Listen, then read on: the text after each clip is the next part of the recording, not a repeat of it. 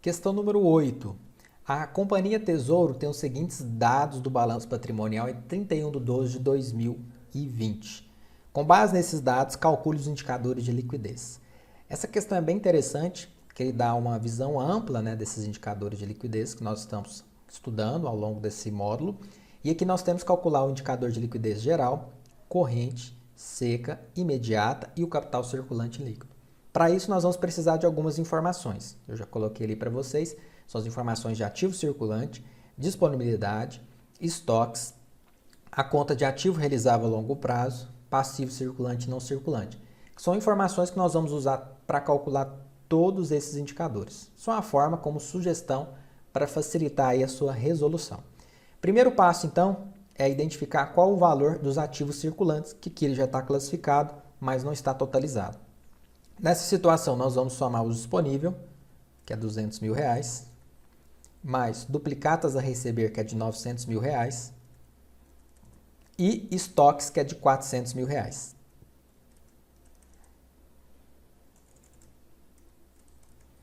Então, eu tenho um total de ativo circulante de 1.500.000, ou 1,5 milhão. Beleza, tem a primeira informação. Qual é o meu disponível? R$200 mil. Qual é o meu estoque nessa situação? R$400 mil. Qual é o meu realizável a longo prazo nessa situação? Realizável a longo prazo nessa situação nós não temos. Dentre as contas de não circulante, nós temos investimento, que são ações de outras empresas, e imobilizado, representado por máquinas e equipamentos. Mas o realizável a longo prazo, não temos essas informações, tá? Passivo circulante é de 1.100.000. E o passivo não circulante é de R$900 mil. Uma vez que nós já extraímos essas informações, nós podemos calcular todos os indicadores de liquidez. O primeiro deles, que é a liquidez geral, nós vamos selecionar as células de ativo circulante, mais realizável a longo prazo, tudo isso entre parênteses, para o Excel entender que primeiro ele soma, dividido também entre parênteses pelo passivo circulante, mais o não circulante. Então, aqui eu estou verificando a capacidade que essa empresa tem de honrar seus compromissos no âmbito do curto e do longo prazo, considerando seus ativos de curto e realizável a longo prazo. Eu vejo que a liquidez geral é de 0,75, ou seja, ele é menor que 1, essa empresa é insolvente. Eu vejo que no âmbito geral, na liquidez geral, para cada R$1 de dívidas que ele tem 0,75 de bens e direitos de curto prazo. Nesse caso, ele não tem a conta de realizável a longo prazo.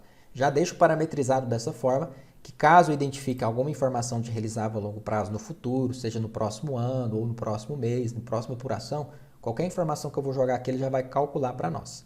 E a liquidez corrente, que nós consideramos apenas os ativos circulantes, dividido pelos passivos circulantes. Ou seja, no âmbito do curto prazo, essa empresa consegue honrar seus compromissos? Eu vejo que dá 1,36. Então, a resposta é sim. Os ativos são maiores que os passivos.